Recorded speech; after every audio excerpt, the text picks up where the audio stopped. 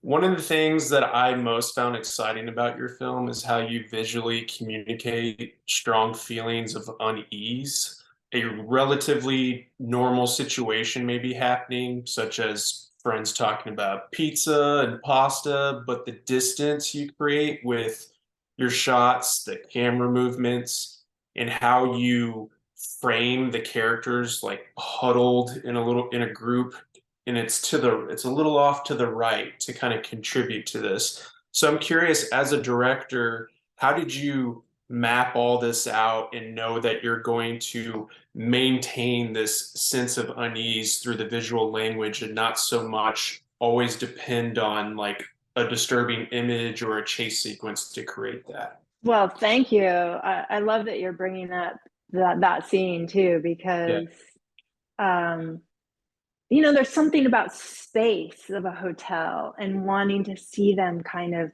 look insignificant in it.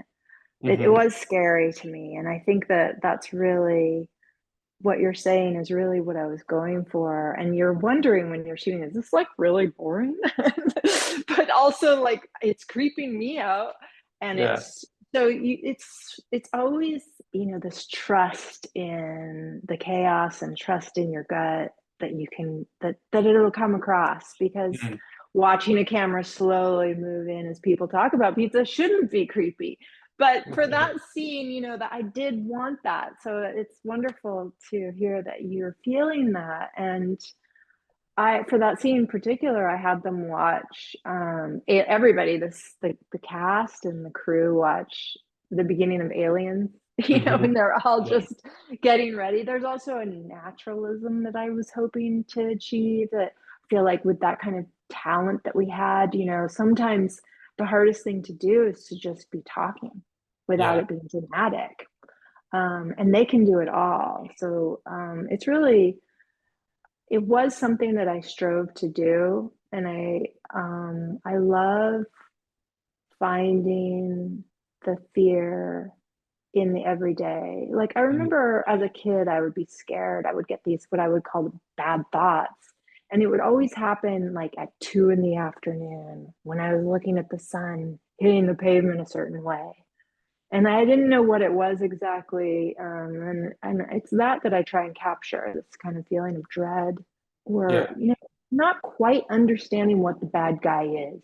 I love that breaking it down as fear of everyday things because I wanted to ask you a little more about that because I I was going to say that there's one of the strengths in your storytelling and creativity is how you make not so scary things that in normal life feel very scary. And I think I can't see a pair of joggers on the street. And if I do, I may run in the other direction. Same thing when entering a room that's dead quiet and everyone's staring at you, which is a fear already, but just thinking about there's something else behind it. It's more than just being embarrassed.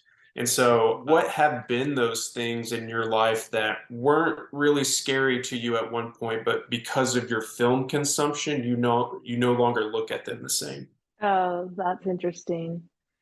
Well, the egg scene in Funny Games, it's like, Yeah. I think that's the scariest scene I've ever seen in a movie. So I still haven't recovered from that. But yeah, some things, I don't know, a lot of what I make is not, it's funny because here I'm saying this and it's obviously got, riffs off of The Shining. I've queered The Shining to some degree, but there's also just a lot of not thinking of film at all when I'm making a film, my stories, and it's more about trying to prove a perspective that I have and what Mhm. frightens me. And I think so. I can tell you lots of things that have scared me in movies, moments in Elephant Man and Mhm. um, Threads, the entire movie, Threads. So nuclear stuff, I've watched Chernobyl way too many times. Those kinds of things are frightening. But I remember a scene always in Blue Velvet where it's just the mom watching TV in the afternoon drinking tea, and it's like, it Right. freaks me out. I got chills. So it's not necessarily when the heightened adrenaline stuff. It's more the areas that I'm interested are more the unsettled, um, an atmosphere, Hmm. a feeling like the world is operating in a way that I don't understand or wants me to behave in a way that I don't. So, I think of the breakfast scene as being like a Getty image of a perfect family and how you're supposed to be happy in that moment, eating your Cheerios in pastel colors, and that making me feeling alienated. Right. So, what scares a person and what kind of fear? There's so many different layers to fear, isn't there? Hmm. So I think what interests me always, and I don't know if this is being a woman and living with daily fear, or if it's, walking down the street and feeling someone behind you and being like, oh, it's daylight, it's in the afternoon. Should I be worried right now? Should I turn around? It'd be really uncool to turn around, but I want to check, but I Yeah. also don't want to turn around and look. And like just that dailiness of like, how easy would it be to climb up this window? Do I need to shut the window and the breeze feels good? Those kind of dumb Right. questions like that as a woman you have, but then also again, I think just the world telling you, there's a way to be happy and a way to exist and not feeling like you're in that part of it. Uh, Whatever. There's just so many things. Like, I have a 5-year-old daughter and she has a bite, and I'm like, is that Lyme disease or is it not Lyme disease? And how Yeah. do I pump her full of antibiotics right now or not? Like, it's so blurry. Why does everything have to be so blurry? Exactly. Yeah. A lot of things came to mind as you were going through that. There's a scene where Ruthie finds out that a friend of hers may have been looking at her while she was sleeping or had been in her room. And it's a state of vulnerability when you're asleep. And it's just like causes you to feel like, oh, no, no. And so, yeah, that's exactly what came to mind. Yeah, exactly. And that scene, there's so many things happening in that scene too. Yeah. Like, not just the invasion of your personal space, but she just wants to forget her mom and Mhm. Fran and all her feelings and all her vulnerabilities, and it's like a nightmare and they won't go away. So I wanted to ask about your art, the art of reveals in your film. When you reveal things, there's still like a question to it. It's not crystal clear. There might be details, things, people walking in the background that may inform something, such as there's a scene of absolute horror toward the end, but there's something going on in the background that may be like, huh. And then you just kind of think about it. So I'm curious about like just kind of getting strategic about that sort of thing, or just thinking about the details that may be within a frame at all times. no, that's me actually walking in the background with my Oh, daughter's cool. pram. My daughter's like, but yeah, I think that is just what we were talking about, the blurriness of Yeah, being yeah, alive. It's terrifying. And you want things to sometimes be black and white, and they just never are. And sometimes you wonder, am I not getting something because I'm queer, because I'm a woman, or am I imagining that completely? I must be imagining it. And you can go crazy thinking about that stuff. It's like a state of craziness. I mean, for hmm, everybody on the planet, I guess, to just, you don't know what's going on. How do you manage that question mark all the time? Like nothing really gets answered. yeah, So, the story for me is really about the psychology alongside the plot too. So, as I'm directing, I'm really thinking about um, how the horror is that the horror is precisely what you brought up. Is the horror is the not knowing. It does get answered by the end, right, and it's quite a puzzle to yeah, keep that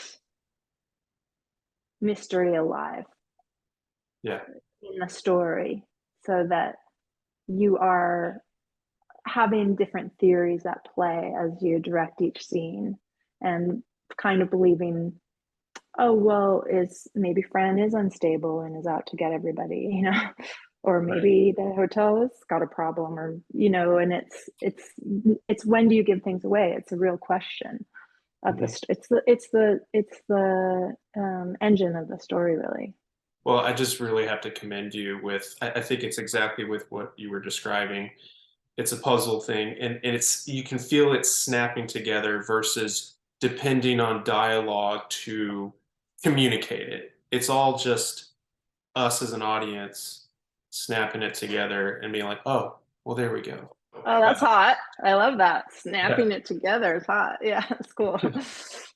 I wanted to loosely talk about the theme of motherhood here, which is a very big component of this film, especially certain images. I don't want to reveal what images they are, but they may involve a certain liquid. But Yeah. how did you challenge yourself as a director to kind of weave that theme into the narrative? Because I think one of the biggest components to me or aspects is noises, like the cutting of food. Like I think of, my mom cutting stuff for dinner, and then the squishing, sloshing noises, things like that. Yeah, sound design. My sound designer, Eli, really a wonderful artist and storyteller, and real collaboration making all those things come together.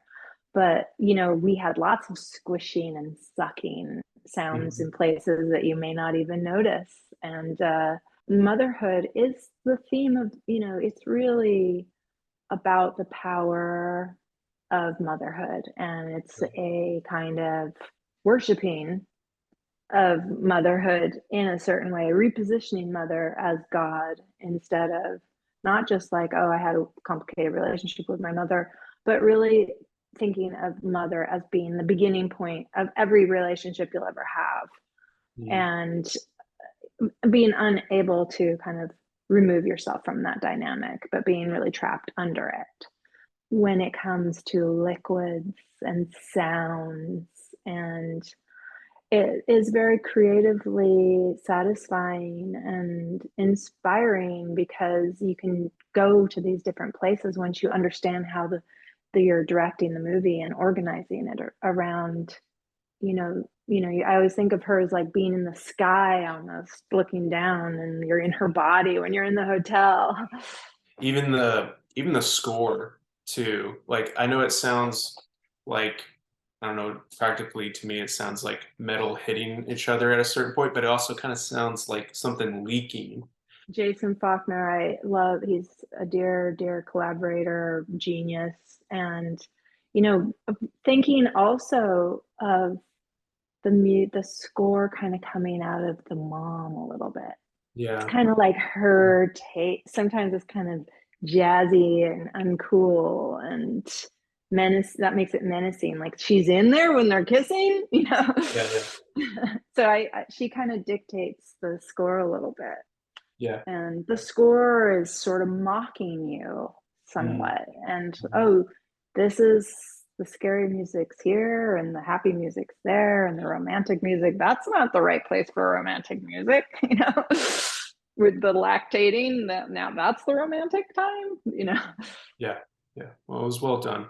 I know we're just about out of time, so I wanted to close out by asking, you brought it up, but I know you have a history with Stanley Kubrick, and his work obviously has an influence on your original work here, but is there any scene from his films that you would be most interested in seeing from the director's lens? You know what scene I always think of, which is weird, but is when Jack Torrance is being interviewed for the job. I like that scene. And I love the scene where the therapist comes to the house when Danny has his episode. Like the way it's edited is so perfect. Yeah, The Danny, when the mom says, "Oh, well, there was that little," Shelley Duvall says, "There was that little incident where, you do it 100 times, you pull your arm and it's just a little too fast that time. And yeah, Willie broke his shoulder." And then the next cut you go to is just like much closer shot of the therapist looking like, "What?" And that's all you need to know for the yeah, danger they are about to go on with this dad who is not yeah, a good dad. He yeah, thinks he deserves a better family and a hotter wife and more fame and yeah, yeah. whatever. Well, thank you so much. I loved some of your questions. They're so interesting. Thank you.